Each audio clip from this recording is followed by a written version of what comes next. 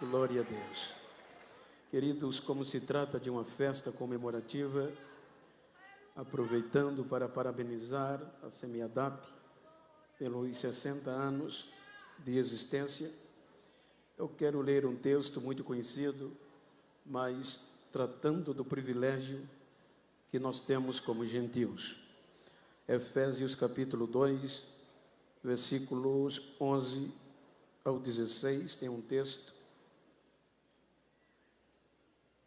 que está no meu coração para conciliar com a proposta de uma só visão. Por capítulo 2 da carta de Paulo aos Efésios, versículo 11 por diante. Portanto, lembrai-vos de que vós, noutro tempo, erais gentios na carne, e chamados em circuncisão, pelos que na carne se chamam circuncisão, feita pela mão dos homens. Que naquele tempo estavais sem Cristo, separado da comunidade de Israel, e estranho às alianças da promessa, não tendo esperança e sem Deus no mundo. Mas agora em Cristo Jesus, vós, que antes estava longe, já pelo sangue de Cristo chegaste perto, porque Ele é a nossa paz, o qual de ambos os povos fez um, e derrubando a parede de separação que estava no meio, na sua carne, desfez a inimizade, isto é, a lei dos mandamentos, que consistia em ordenanças, para se criar em si mesmo dos dois um novo homem, fazendo a paz, e pela cruz reconciliar ambos com Deus em um corpo, matando com ela as inimizades. Amém? Queiram tornar os vossos assentos, por favor, enquanto quero reverenciar os nobres pastores, companheiros, que obviamente irão nos ministrar posteriormente. Gostaria de citar o nome de todos, mas ganharemos tempo e eles entenderão. Mas pastor Edivaldo Filho, pastor Juliano, pastor Samuel e vossos nomes, reverencio a todos os demais preletores, ao meu amigo Joabe, pastor Joabe, foi ele que me projetou no Brasil, irmãos. Então eu só sou um pouquinho de alguém por causa dele. Pastor Alexandre, é muito para ouvir, pastor Adriano, revê-lo, sim, em vossos nomes também, aos amigos. Queridos, tomando por base este texto, como se trata de um contexto histórico, 60 anos, quero tomar por base para trazer-lhe uma mensagem estimulativa do privilégio que nós temos. Mas antes, quero agradecer a Deus e reverenciar Sua Excelência, Excelentíssimo Senhor Prefeito eleito, Sebastião, obrigado por me receber neste município, que Deus prospere a sua gestão com toda a sua comitiva. Amados, quando nós analisamos o texto, nós vamos compreender que é uma igreja que foi estabelecida na terceira viagem do apóstolo Paulo, no contexto de ascendência da Ásia Menor. Tendo em vista que na época Éfeso era a cidade mais próspera no contexto político, econômico, religioso, em ascendência, e a principal cidade, província romana da Ásia.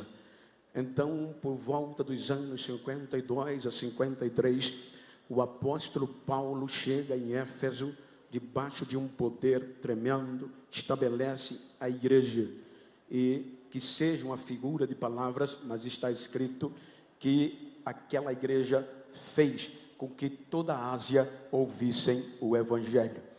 Então isso implica dizer que com 10 anos depois de estabelecida, dá-se-nos a entender que Paulo resolve escrever a carta por volta de 62 a 63 depois de Cristo, e nesta carta ele motiva os irmãos, mostrando que eles não podem esquecer de como entraram no cenário. Observem que ele está falando para gentios, como apóstolo aos gentios. E como gentios, eram todos aqueles que estavam fora das promessas, das alianças, do projeto original, no contexto reprodução. Então, quando Paulo escreve, vai mostrar que pela graça nós entramos Porém, ele vai trazer à memória que os irmãos gentios de Éfeso não podiam esquecer de onde vieram. Eram gentios, estavam fora de todos os privilégios do projeto original e vivendo no mundo sem Deus, sem paz. Então ele diz que nós estávamos longe das promessas, das alianças. Isso implica-nos a dizer que ele vai motivar a igreja a lembrar que pelo sangue chegamos perto e pela cruz fomos reconciliados. Então isso nos dá a entender. Quero pedir a vossa permissão para, em rápidas palavras, contextualizar a Bíblia, e o meu objetivo é que no final você entenda que não podemos parar pelo tamanho do privilégio que Deus investiu em nós, mais do que o projeto original. Quando nós lemos o livro do Gênesis, o capítulo 1 vai dar início à história humana. Capítulo 2 vai falar do ápice da criação, o homem. Então, o capítulo 3 do Gênesis, o capítulo 2 vai mostrar o relacionamento. Capítulo 1, 26, a criação do homem. Capítulo 2, o relacionamento íntimo entre Deus e o ápice da criação. Capítulo 3 do Gênesis, a decepção vem. O pecado afasta o homem de Deus, e afastado é a igreja, digamos, o Éden é fechado, o único lugar de relacionamento. O pecado afasta. Então Deus fecha o Éden, expulsa o homem, e a Bíblia diz que o homem foi destituído, o ser humano destituído foi da presença, da glória de Deus. Então, partindo de um pressuposto, Deus, na minha visão, Deus uma visão resgatadora de todas as almas. Israel, ele vai ser plantado no centro, no Mediterrâneo. Isaías 41, 19: plantarei no deserto o cedro, a murta, a árvore de sida e a oliveira. Veja, conjuntamente com outras árvores, só a oliveira, adjetivo de Israel, produtivo, ela é o destaque. Ou seja, Deus estava dizendo: a minha visão é por você, oliveira, no meio da terra, e todas as nações vão ver e chegar a mim e vão saber que foi a mão do Senhor que fez isto. Então a visão de Deus vai desencadear. Então Abraão aceita a proposta. Capítulo 15, versículo 13 do Gênesis. Então Deus vai dizer a Abraão, no meio da frustração, que o projeto é dele, e ele diz: de certo, Abraão, que a tua descendência vai peregrinar 400 anos em uma terra que não lhe pertence, e servirão de escravos por 400 anos, mas a visão: eu os tirarei de lá com um braço forte. Então vamos, saímos do Gênesis 46, chegamos Gênesis 46, já tem o sangue. Veja que a descendência de Deus é usar um único DNA, uma visão única, centralizada em um único sangue, tendo em vista que o sangue é vida. O sangue transporta os nutrientes para as células do corpo. O sangue transporta oxigênio para o corpo. Sem o circular do sangue não tem vida. Então observem que Deus vai pegar um único DNA, uma única visão, e vai executar o projeto.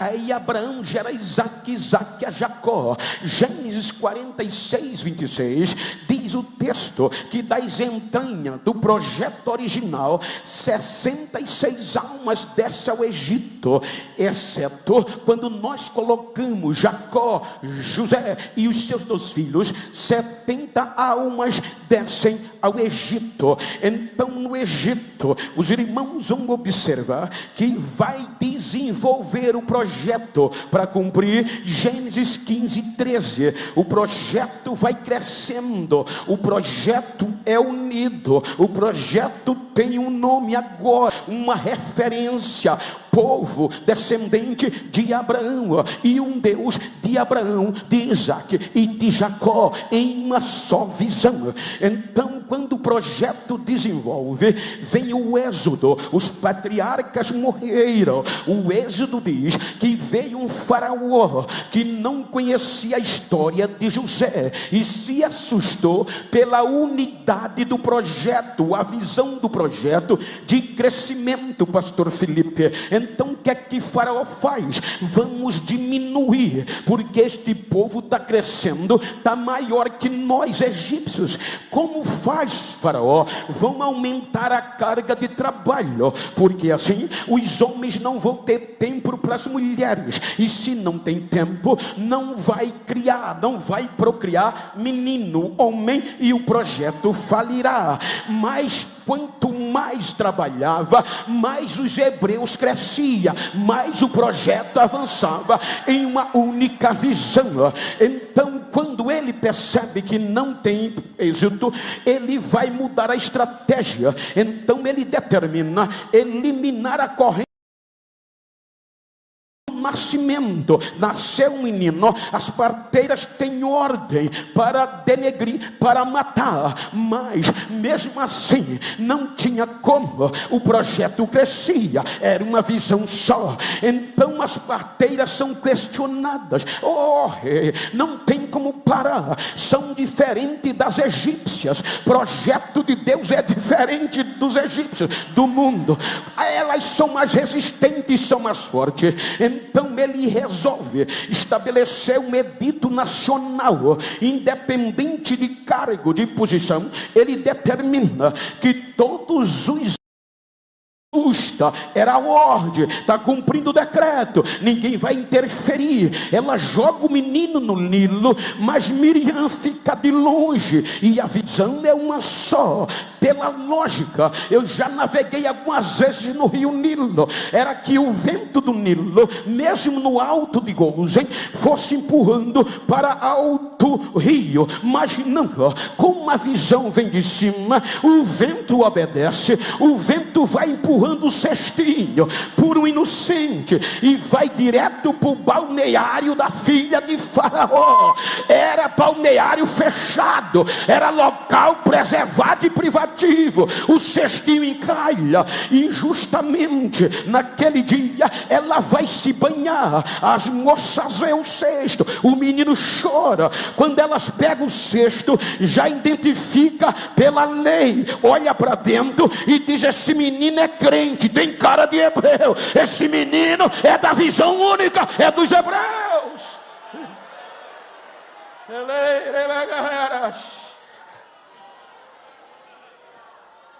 A filha de Faraó olha e se apaixona. Aí Miriam chega e diz: Senhor, eu conheço uma ama que ela pode cuidar das hebreias. Quer que eu a chame? Vai chamar. Quem chega é Joquebede.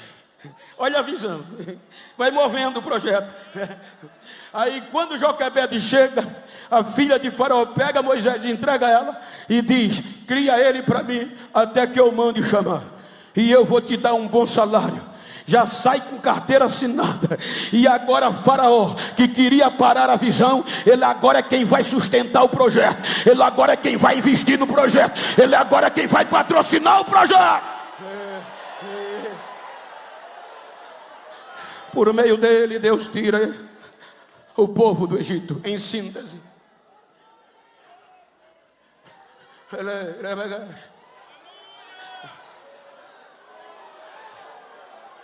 o povo sai do Egito com um braço forte.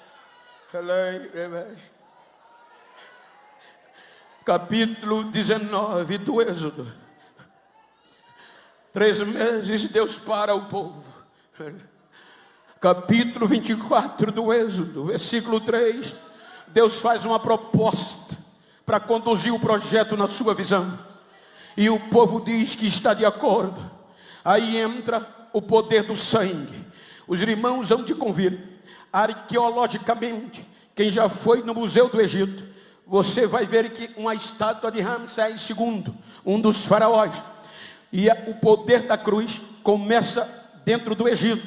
Por quê? Porque eles acreditavam que há uma vida de liberdade depois dessa, e só há uma única chave em forma de cruz.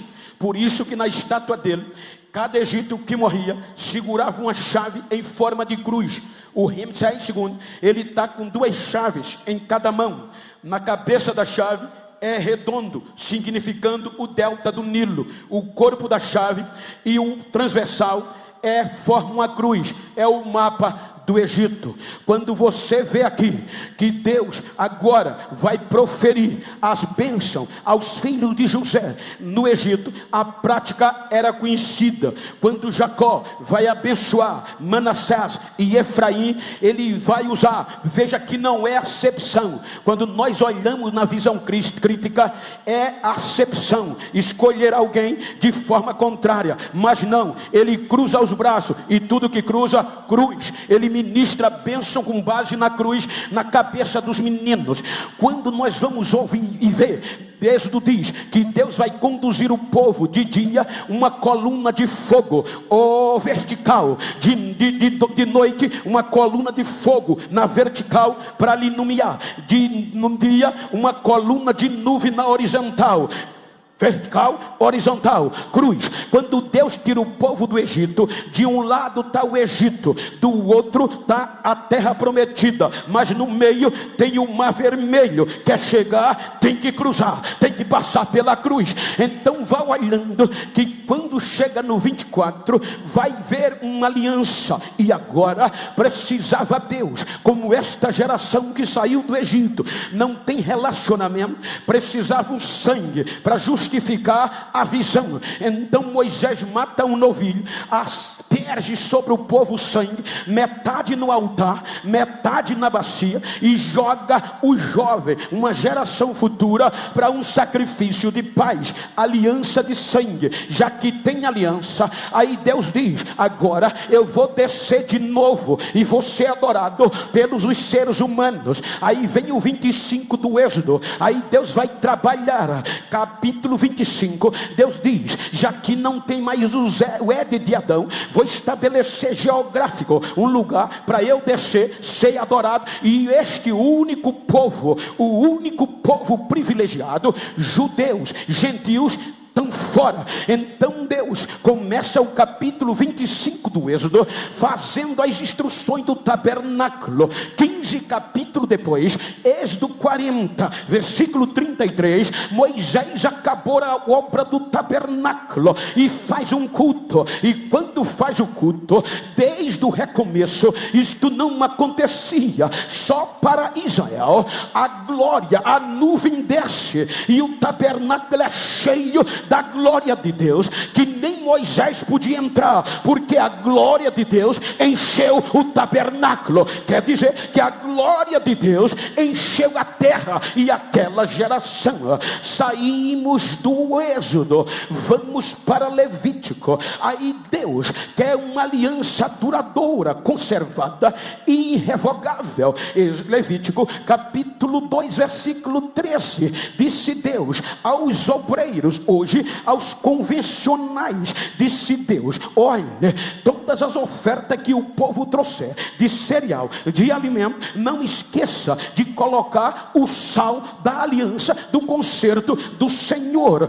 Que era esta aliança? Por exemplo, eu hoje comi do sal do pastor Lucifrance, ele pagou a conta, quer dizer que eu comi do sal dele. Então eu dizia a ele hoje, me viro e digo: pastor Lucifrance, missionária Lúcia, eu quero ter uma aliança com os senhores irrevogável, duradoura, que possa relacionar a nossa família. Então eu já comi do seu sal. Então, para a gente celebrar, ele ia em Maceió comer do meu sal. Quando ele comesse, celebrávamos uma aliança de sal irrevogável, conservada e duradoura. Quando o pastor Wellington passou 10, 20 anos, chegasse aqui e dissesse: Lucifrance, eu não acredito que a aliança aliança sua família e do Genival seja duradoura. Ele não precisava explicar, só precisava dizer: há sal entre nós. Se tem sal, é duradoura. Se tem sal, é irrevogável. Se tem sal, não volta atrás. Então, capítulo 2 de Levítico, Deus faz aliança de sangue. Agora tem cruz e agora tem sal. Saímos de Levítico, vamos para Número 14.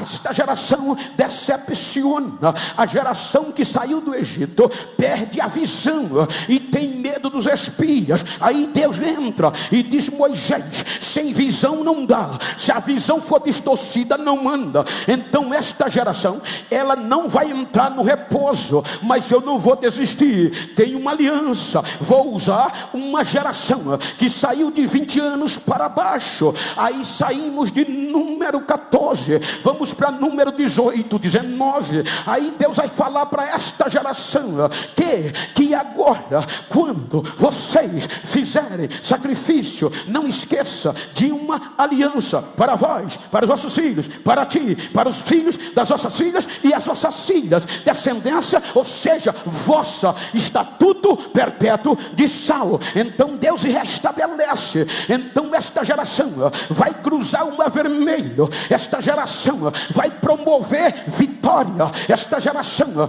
vai cruzar o Jordão, melhor dizendo, vai implodir as muralhas de Jericó. E esta geração toma posse da terra. Juízes capítulo 2, versículo 10. Esta geração morre e é congregada aos seus pais. Aí agora levanta-se uma nova geração que não conhecia Deus e nem os seus milagres. Era impossível. Josué 4:6 tem um memorial de pedra. Quando os vossos filhos perguntar o que essas pedras fazem no arraial, vocês vão dizer a ele: quem sou eu? Disse Deus. Eu abri o Jordão, vocês passaram a pé enxuto. Diga a esta geração futura: mas esta geração de juízes não valorizou a história, não levou em conta os homens que ralaram, não levou em conta os homens que passaram por lá e agora está no lugar certo, na terra prometida, e quer viver como quer. Não tem mais temor, não provoca mais milagre, não vê nada acontecer, porque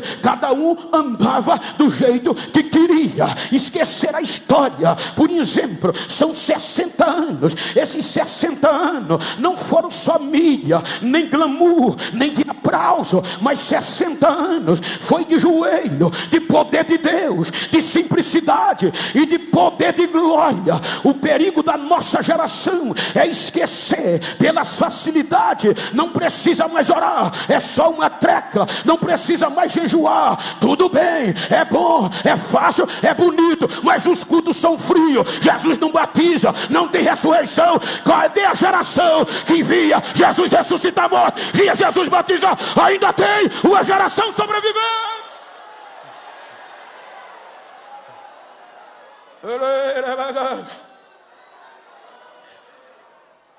Algumas vezes eu recebo ligações de doutores que me dizem: Bento, tu está pregando o mundo todo. Acabei de chegar ontem e vim para cá de viagens internacionais. Para a semana volto de novo. Então, Bento, tu chegou onde todo mundo quer chegar como pregador. Prego nas convenções, sou convidado de forma imerecedora. Para que está suando umas camisas? Para que está falando Bíblia e Pentecoste?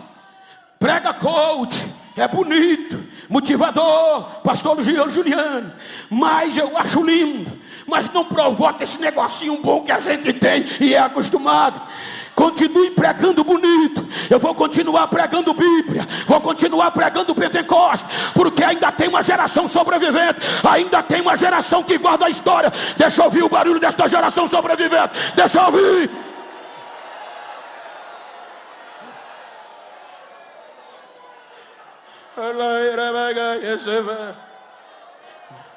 Quantos cultos estamos falando com o pastor Kemuel?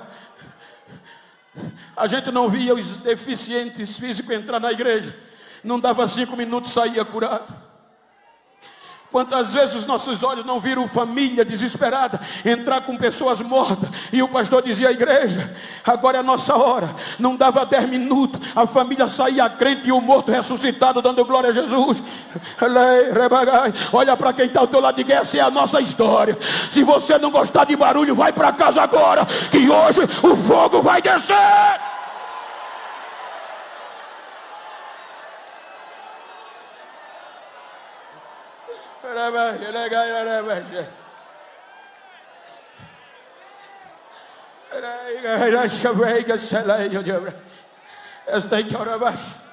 Esta geração não reconhece. E termina no capítulo 2 de Samuel, capítulo 4, 22. Perderam a glória. A arca foi levada.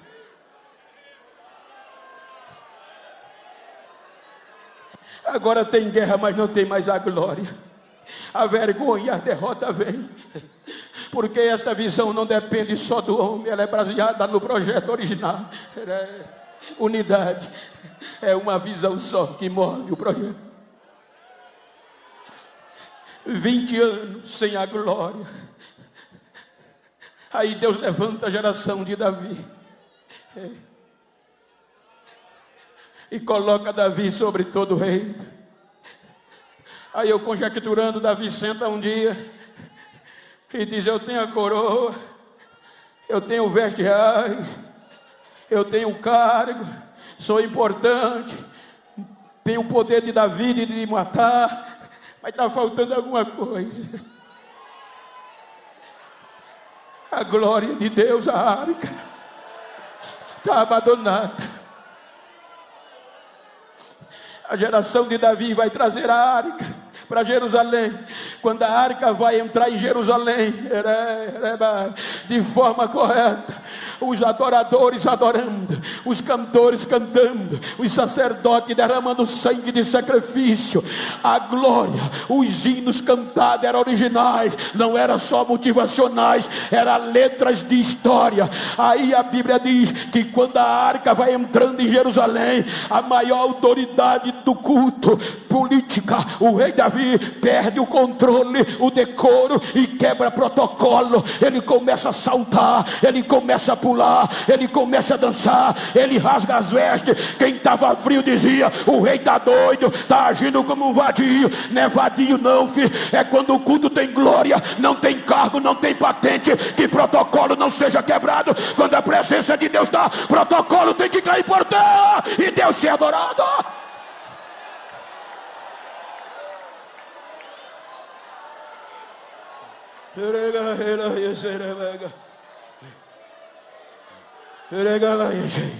Está lembrado de um tempo que nós no púlpito o fogo caía, que tinha obreiro que caía de cara no chão no púlpito.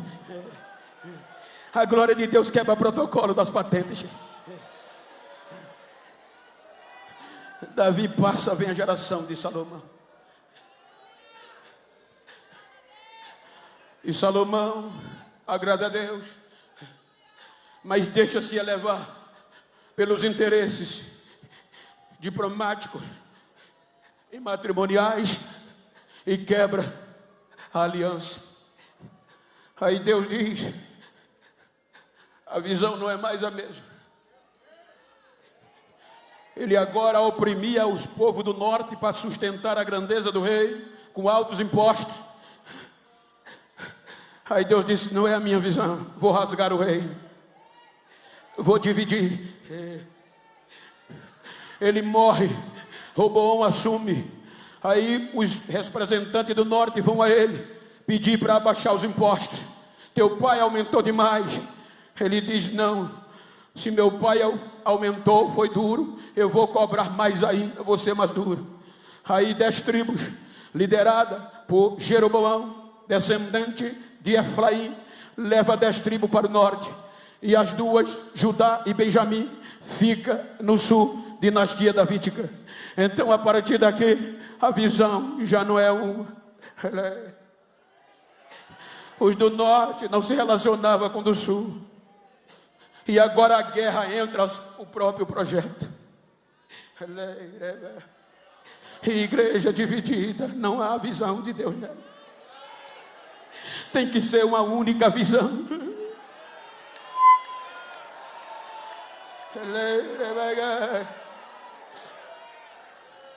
O reino do norte vai adorar os bezerros de ouro, se torna escravo de novo. Os sírios vêm e os cativam e levam para a Síria.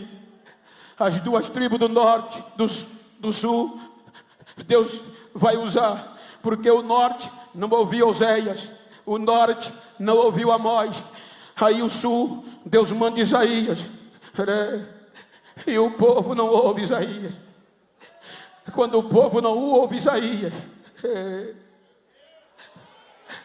aí Isaías 65:2, Deus diz: todo tempo eu estendi as minhas mãos a um povo rebelde.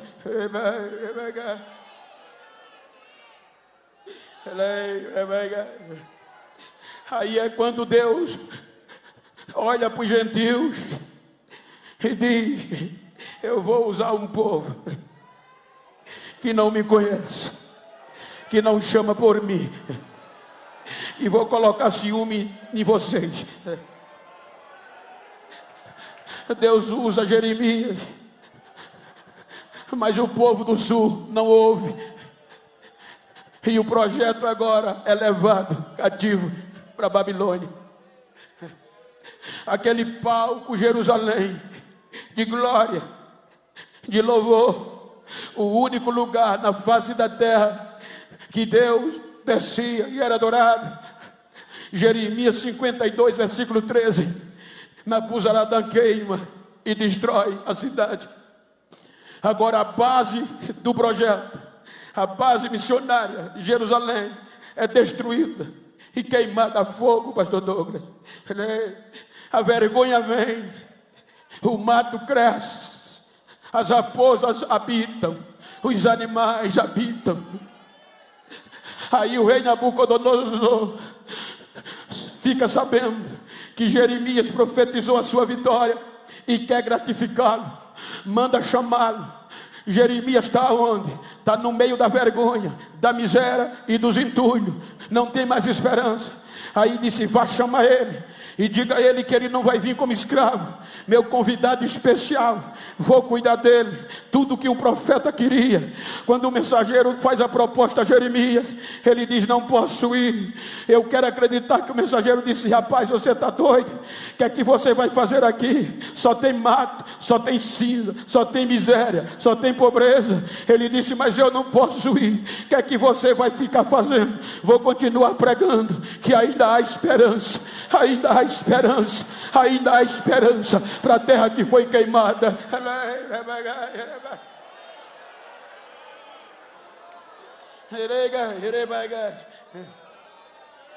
Levados para o cativeiro, 70 anos sem cultos, 70 anos sem louvor, 70 anos sem o coral que subiu os degraus.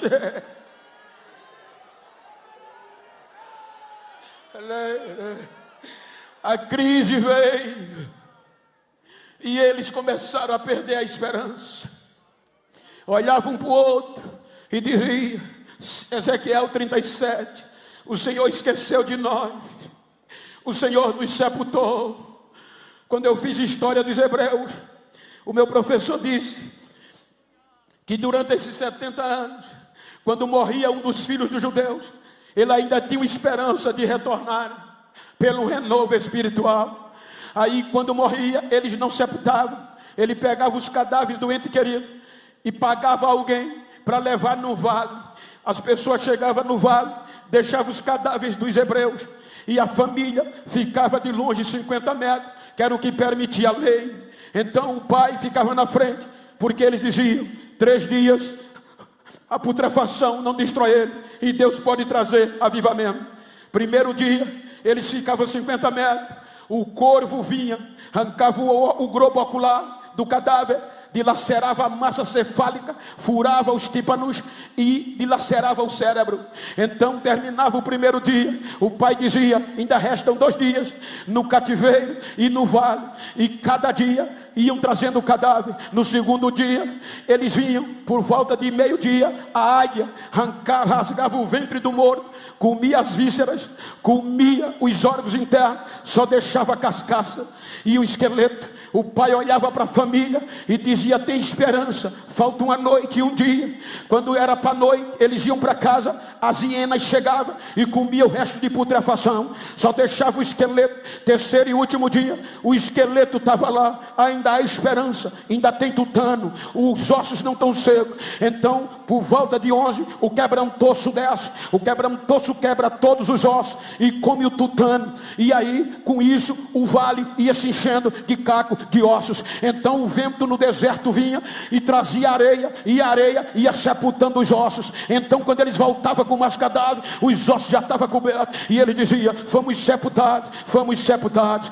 Mas o salmista compôs lá na frente um hino, no Salmo 137, diz que a ficha caiu, e certo dia, quase 70 anos, eles acordam diferente e começam a chorar. E qual era a saudade de Sião, dos louvores, dos cultos, da glória? E eles fazem o coração gemer. Quando eles fazem, vão para a beira do rio, aí Deus já está de olho na visão da unidade. Quando eles chegam na beira do rio, os vão chorar. Os que os levaram cativos diziam: cadê? Quero ver vocês cantar agora, fora de Jerusalém. Na prova, ele dizia: fora de Jerusalém a gente não canta, não tem jeito. Mas a pressão foi tão grande que pelo texto diz que um deles provocou o grupo, pegaram os instrumentos e começaram a louvar. O Salmo 138 é a continuidade, e no Salmo 138 começa dizendo: Senhor, eu vou parafrasear, nós estamos fora de Jerusalém, mas não dá mais para suportar a tua volta,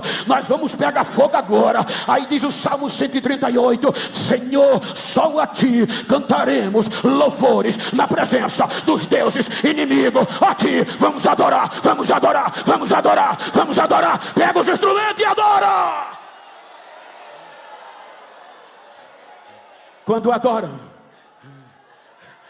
aí a visão de Deus volta. Pega Ezequiel e leva no meio do vale.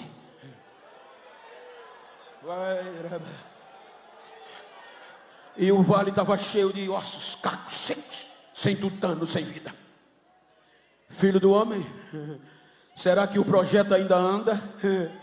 Senhor, só tu sabes.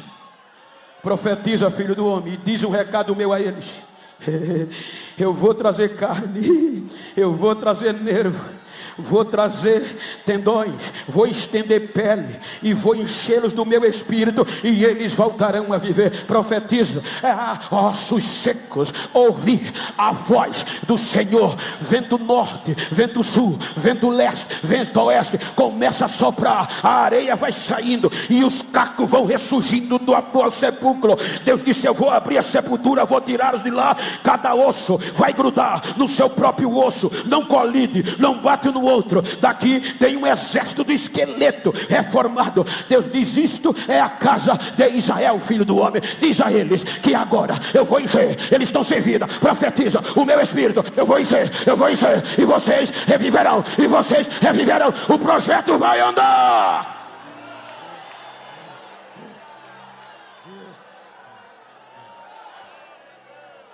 Ezequiel 37, 16 por diante.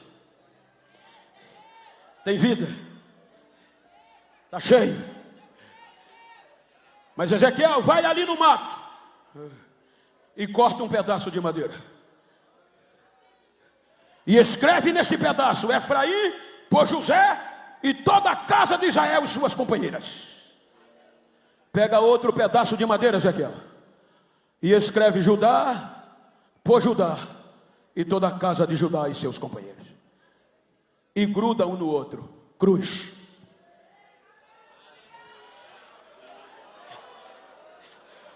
E anda nas ruas. Agora está Ezequiel na visão, conjecturando, andando no meio do cativeiro, com uma cruz nas costas. Em uma parte Efraim, na outra Judá. Deus queria unir. Quer voltar? Quer. Mas a visão é uma só. A madeira vai ser uma só. Quando eles te questionarem, tu não vai explicar o que quer dizer essa loucura? Você vai dizer a eles assim: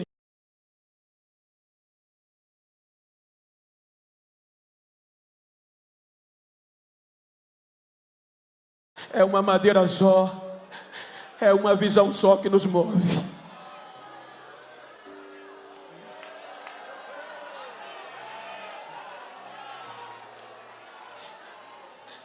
Quando ninguém esperava, a base destruída, as raposas vão ter que desocupar Jerusalém.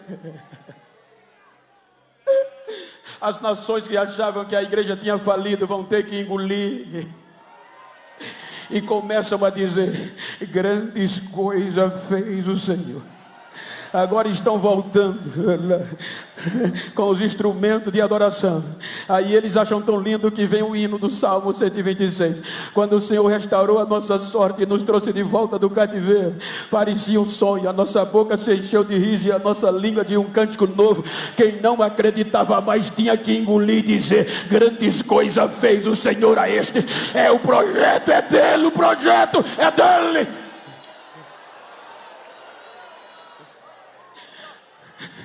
Recomecem, que a glória da segunda casa vai ser maior que a primeira. Os judeus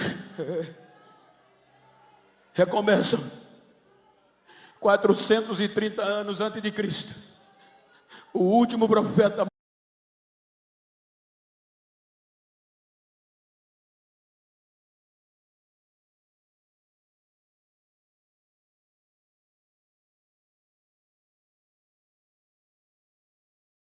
a luz que ilumina todos os homens está no mundo, mas o mundo não o reconhece.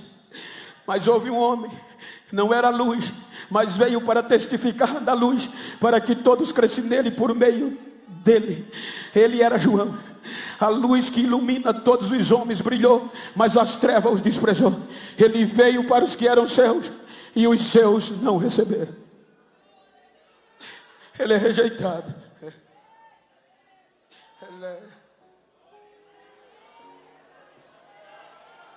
Israel, o enxerto não é para produzir, é reproduzir e multiplicar. Está já entendendo a visão? Como diz os pregadores, pegou a visão? Aí Deus disse: mas eu vou colocar. A natureza diz: não dá certo. Agora a cruz de Ezequiel não resolve, porque a cruz de Ezequiel era judeu em judeu, Efraim e Judá, tudo na corrente sanguínea de Abraão. Agora Deus quer pegar gentios e unir na mesma madeira dos judeus em compatibilidade sanguínea.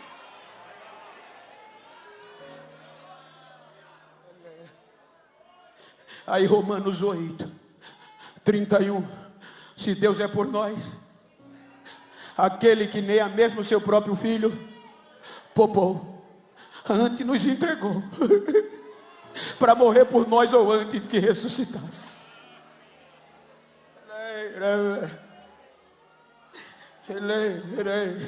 Para a gente entrar, precisava o sangue de Abraão ser injetado nas nossas veias. Para a gente ter direito à promessa, precisava o sangue de Abraão ser enxertado no nosso DNA. Para purificar os nossos erros, precisava um descendente de Abraão com sangue que pudesse perdoar os nossos pecados. Aí agora vão surgir 2 pedaços de madeira. Mesmo que alguém acredite que era só o patíbulo, mas como nós aprendemos, há um vertical e outro transversal, cruz. E agora a cruz não tem letras como a de Ezequiel, mas vai ter que ter sangue. A cruz de Ezequiel não viu sangue pingar, mas para a gente entrar, a nossa cruz, para nos redimir, O seu couro cabeludo foi furado, o seu corpo dilacerado, e ela ficou tão pesada que os chicotes, enquanto ele carregava a nossa cruz, agora não era para os judeus ver, era para os judeus o mundo e o inferno, porque em uma parte da cruz judeu e na outra gentil. A natureza diz não vai dar certo, aí Paulo diz contra a própria natureza: vocês foram cortados do natural zambujeiro e enxertados na oliveira verdadeira. Vai dar certo, é o projeto, a visão é de Deus.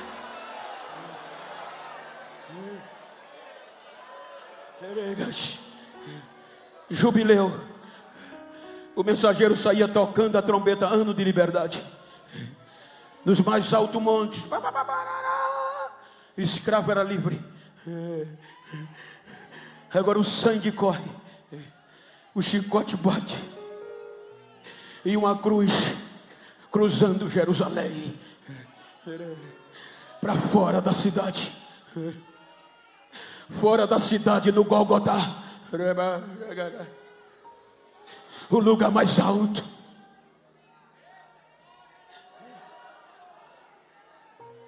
Eu não merecia. Por isso que as pessoas dizem: Bento, por que tem chorar tanto? Eu digo: eu tenho motivos para chorar. Eu era escravo, forasteiro, estava fora. Agora no alto da cruz, para Jerusalém ouvir, para os judeus ouvir, para o mundo ouvir e para o inferno ouvir, ele dá um brado: Pai, está pago, Pai, está feito. Os gentios agora podem entrar, Pai. Eles vão formar a minha igreja, Pai, e a porta do inferno não vai prevalecer contra ela, Pai. Está consumado, Pai, a conta está paga. Em tuas mãos eu entrego o meu espírito, Pai, está feito.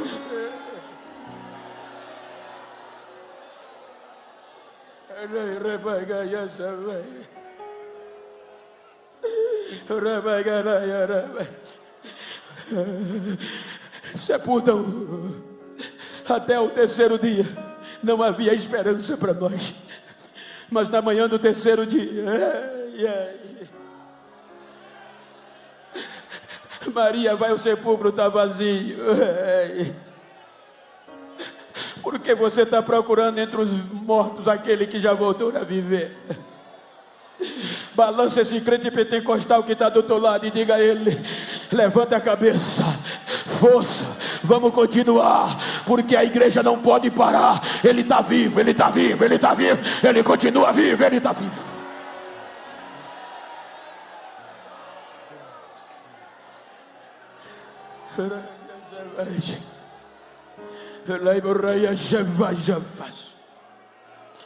Leibrega chachaplaia savai sepregas.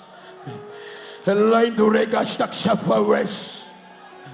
Leindera plaia chachafaweras. Limio chachafio de bros. Leindei bro chachafaia chixairos. Uriachampavas. A minha glória está renovando vidas nesta noite. A minha unção está invadindo este santuário, e a minha apoteose está levantando caídos. Receba o renovo da minha presença, diz o Senhor. Receba o renovo da minha presença, da minha apoteose. Assim diz o Senhor. Agora, agora, agora, agora.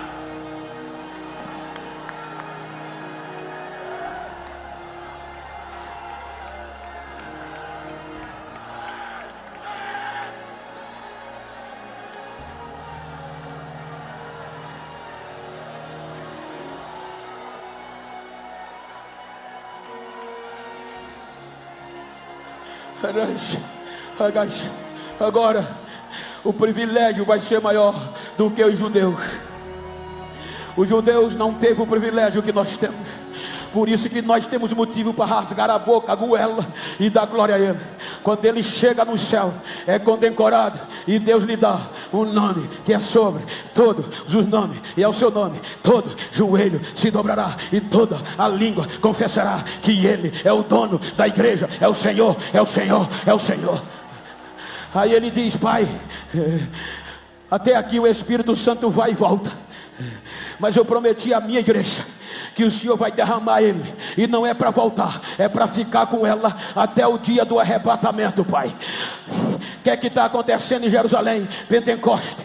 Só conseguiram prender a igreja por cerca de 10 dias. Ou seja, está trancafiada, ameaçada, esperando a promessa. Aí diz a Bíblia, Lucas, Atos 2, que de repente, onde eles estavam reunidos, desce do céu o barulho de um vento impetuoso e veemente, e enche toda a igreja, e todos que estavam ali foram cheios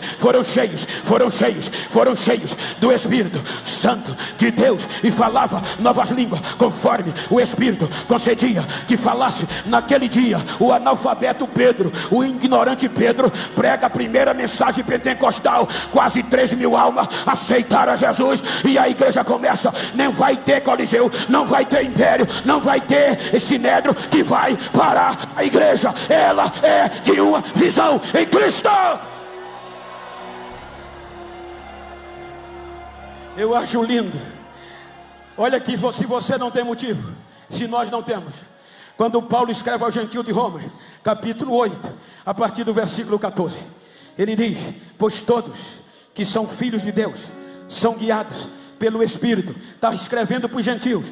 Versículo 15, ele diz: vocês, para nós gentios, não receberam um espírito de medo para outra vez estar em temor, mas recebeste o espírito de adoção de filho, porque o próprio Espírito testifica que nós somos filhos de Deus. Se somos filhos de Deus, somos herdeiros de Deus. Se somos herdeiros de Deus, somos co-herdeiros de Cristo. Se somos co-herdeiros de Cristo, padeceremos com Ele, mas também gozaremos da glória que Ele vai trazer. Disse Paulo: eu estou certo que as aflições do mundo presente não vão de ser maior do que a glória que está para nós ser revelada. A glória vai ser maior, a igreja não pode parar, a glória vai ser maior.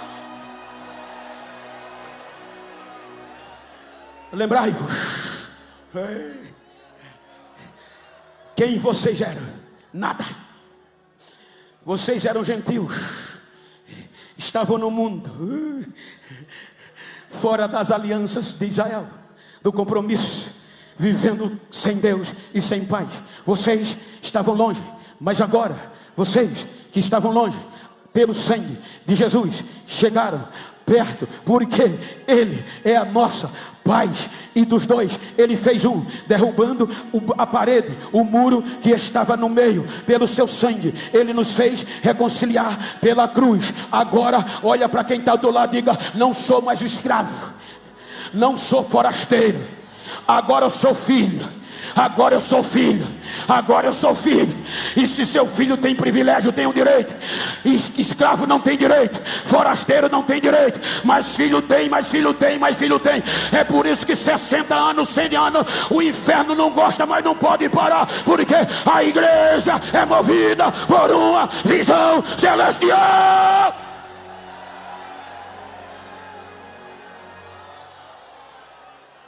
Fique de pé, por favor.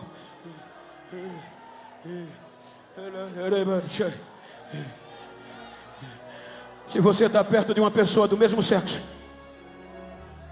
ou íntima, vira para ele aí, como eu estou com meu amigo o pastor Joab. Me ajuda aqui, companheiro, meu pastor.